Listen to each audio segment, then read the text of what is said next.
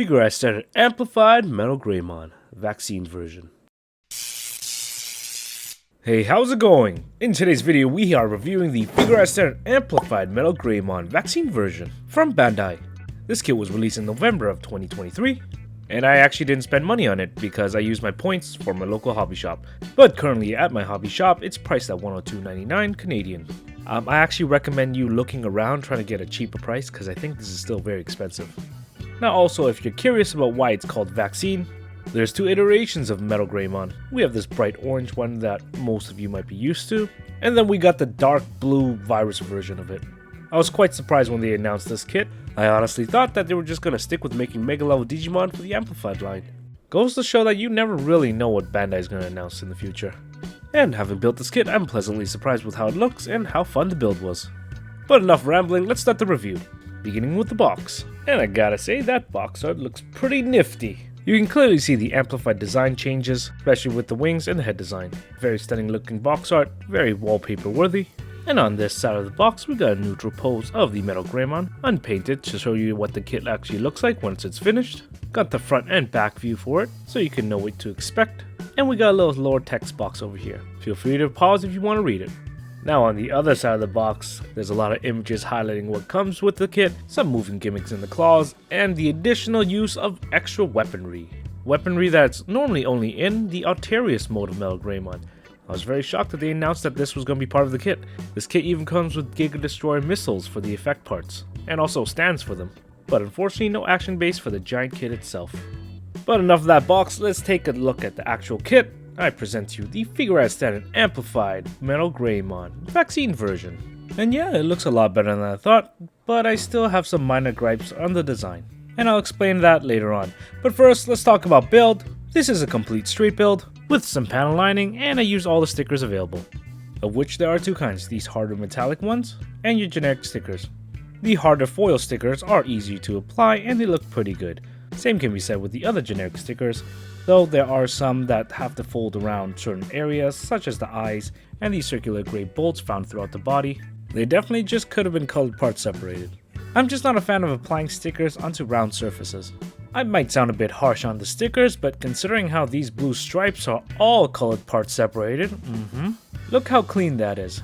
You telling me Bandai can't mold small pieces of plastics that we can just stick on instead of using stickers? No, they definitely could have done it.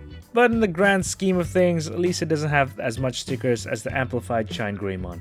But stickers aside, I believe this kit is a little bit more complex. Even though the kit doesn't have that many runners, there are certain aspects such as the wings and the wires that you may not be used to when building. So be careful when you're building the wings and cutting the wires. Follow the instructions carefully and take your time. One thing I want to point out, this doesn't relate to the build, but I have an issue with this runner over here. If you know what Digimon is, I assume you might know what MachineDramon is, or MugenDramon, whatever.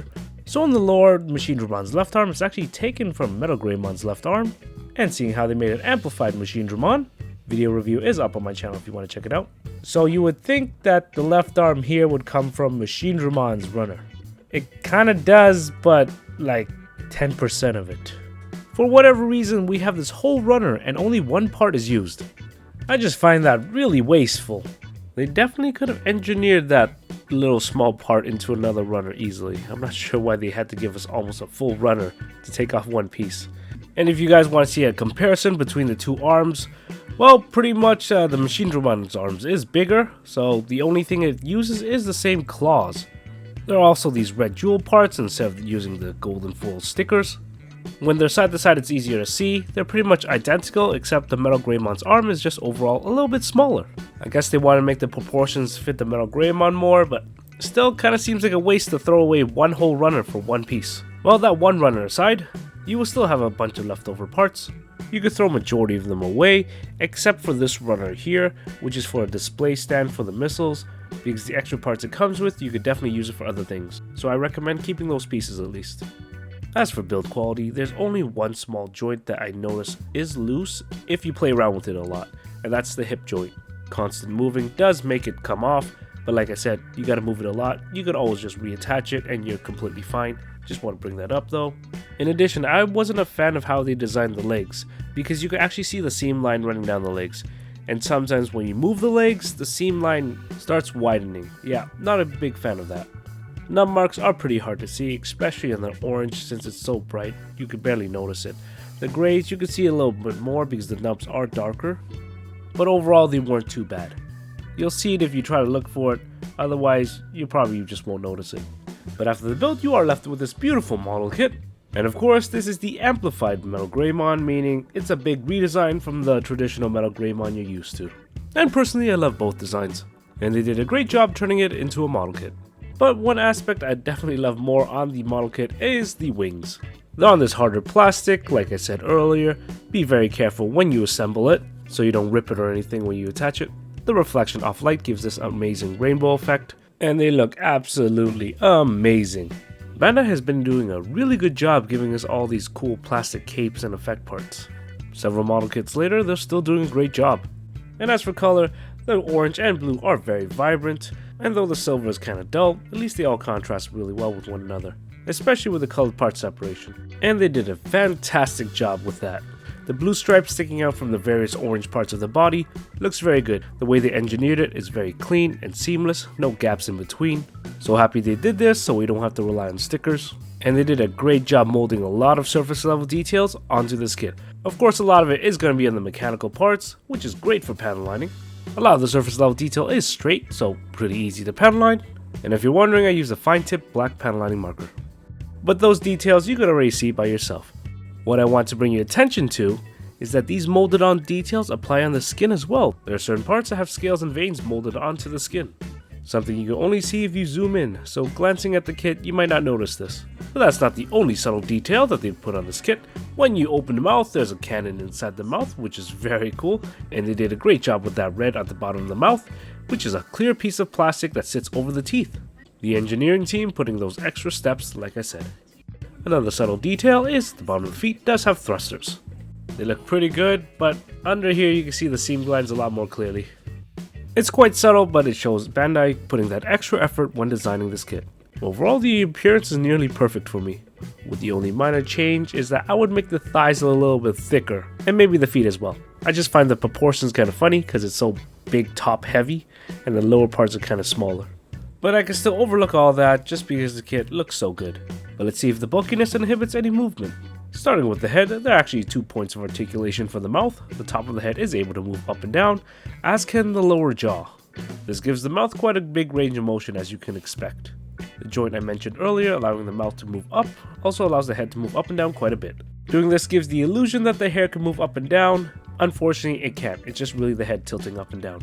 And slowing this movement down, you can see there's a joint in the middle of the head, allowing the front part of the head to tilt up and down. And though a bit cumbersome, the head is able to 360 rotate. There's also a very minimal side-to-side head tilt, and surprisingly, there's no actual neck extension. The entire base of the neck is pretty stiff, barely able to move up and down and rotate side to side. Now moving on to the arm, gonna start with the mechanized one first. It's able to abduct this high. As for internal-external shoulder rotation, it really depends on how you position the joint. So the way the joint is rotated right now, you can't really do anything, but by turning the arm, you're able to internally externally rotate. Interestingly enough, there's actually another joint in the arm itself, allowing some more abduction. And I'm just going to open it all the way so you can see the joint. Pretty good range of motion over here. So this whole shoulder arm unit is actually pretty articulate. And of course, there has to be a 360 shoulder rotation. Be careful of the wings. We got an upper bicep rotation. This much of an elbow bend. Not the greatest, but not the worst. There's also a hinge joint at the top of the claw, allowing some bending over here. And though the claws aren't sharp, they're at least able to move up and down independently from one another. Moving along to the organic arm, it's able to abduct this far. We also see the joint similarly working over here. Arm could fully 360 rotate. We got an upper bicep rotation. Elbow is able to bend this far. The hand is able to 360 rotate. And there's a hinge joint in the hand allowing it to bend forward and back. And the fingers all function the same way. There's a hinge joint on the base of the fingers allowing them to open and close. Moving on to the body, open up these chest hatches to show it shooting the missiles later on. Just be careful when you play around with the hinge, you don't want to break them. As for body articulation, there's a joint that's shaped in a Z, so I would call it a Z joint. This joint actually allows the upper torso to extend out, allowing you to back extend and ab crunch. Pretty good joint because if you didn't have that, you wouldn't have any movement whatsoever. The extended torso also allows a side-to-side bend. The only issue is that when you do this, you kind of expose that little hole over there in the torso. Now turning it around, all the wings do function the exact same way. They're attached to with a ball joint. Don't worry, they're not that loose, I just pulled mine out by accident. You can do all your basic ball joint movements. There's also a hinge at the base of the wings, allowing them to move up and down. Though the mechanisms are simplistic in designs, they do a great job. You can display and flay out the wings however you want, with no risk of breaking them when you're trying to position them, which is very important because you're going to play with this a lot. Now in addition, we also have these strange little nub things that are also able to rotate. I'm not sure what they're for, but yeah, they could move. Now we move on to the legs, which is able to abduct this far. Now if we move the arm out of the way, we can do a full 360 rotation. And though the hip joint isn't loose per se, if you move it around it does kind of just fall out sometimes. So just push it back in when you get the chance. And due to the design of the leg, you can see the upper thigh rotation is kind of weird. As for split, it kind of does this. It's a split, kind of. Due to the design of hip, instead of having a leg raise, you're actually just able to 360 rotate the leg. Now just removing the leg to make this a little easier. It's able to extend this far and bend this much, which is pretty good. Also, you might start seeing some seams if you move it around. That's why I don't like the design of that. Ankle could tilt side to side this far. 360 rotate. And the foot dorsiflexion and flexion is pretty good. And though you aren't able to move the claws, you are able to move the front of the foot up and down. And lastly, we have the tail, which has a metal wire that runs right through it. The base of the tail has a peg and ball joint, but it's kind of awkward, so it can't fully 360 rotate, but it can rotate nonetheless. And because of the segmented tail, it does have a degree of flexibility, but I really don't like the design of the segments though. Those ridges at the end of the tail just looks really weird. I think they definitely could have made this more smooth, but whatever. The tip of the tail does have a hinge, allowing it to bend all the way up and a little bit down. And because there's a metal wire inside the tail, the whole tail can kind of rotate very slightly. That's it. That's all for articulation. Overall, the articulation is not that bad for this kit. It's kind of big and cumbersome, but hey, despite that, at least it doesn't inhibit any of the movement, so that's pretty good. But in the end, the most important thing is you can pose it, it can hold its pose, and it's not a hand grenade. Keep in mind, we can also pose it with some cool weaponry, so let's move on to extras and accessories, of which we got a good amount. Firstly, we got the Giga Destroyer missiles. You get a pair of them with the flaming effect part, and they look exactly like how I remember them in the anime.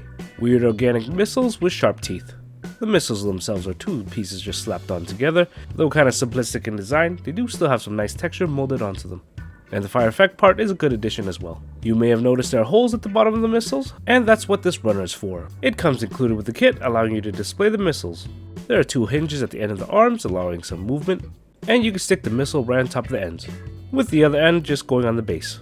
And remember what I said earlier, don't throw away the runner. You can use the extra pieces to elongate the arms, allowing some more articulation if you want, or you can just keep them for another project, because this runner does have a lot of extras.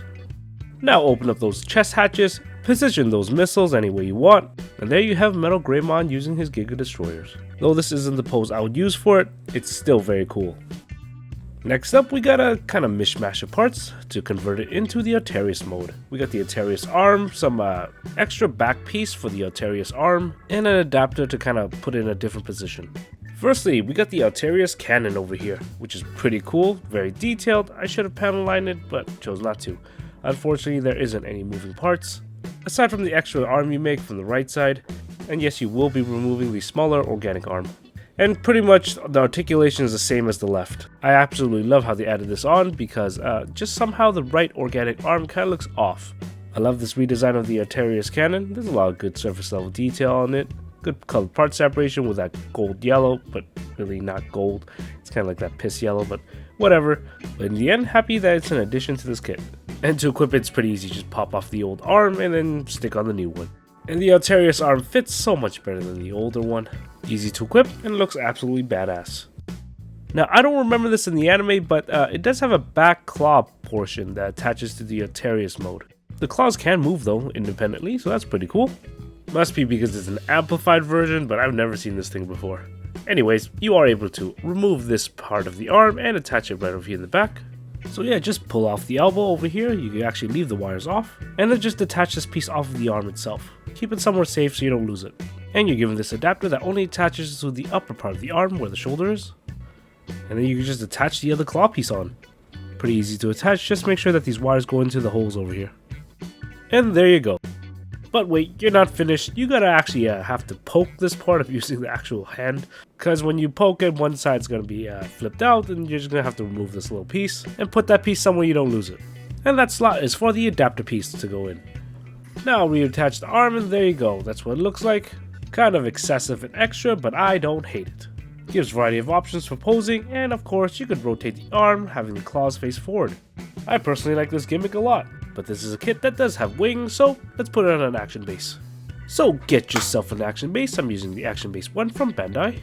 This kit does come with an action base adapter in which you're going to have to remove the tail and slide in the adapter piece right into the slot. Then reattach the tail and stick it onto an action base. The kit is kind of heavy, so balancing it might be a small issue, but once you get the balance part, it's all good. Just try not to move it a lot, but when it's in a flight pose, it looks fantastic. That's it for extra and accessories. Overall, the kit's got a pretty good amount, all fun to pose with, and gives you a variety of ways to actually display the kit. Now in terms of durability, let's give this kit a good old shake test. Oh no!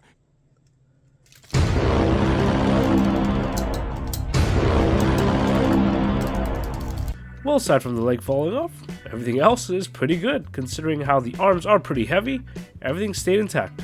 Well, in terms of the upper body, let's just reattach this leg and give it another violent shake, because pretty much this kit is very solid. See, right now the leg hasn't fallen off yet, but still, happy to say, it's not a hand grenade. Which, like I said, is quite surprising. Sick! Now for actual dimensions, it stands around 11 inches tall, give or take, or close to 28 centimeters, and this is with the legs fully extended. From head to tail, it's around 10 inches or 25.4 centimeters, if you're wondering.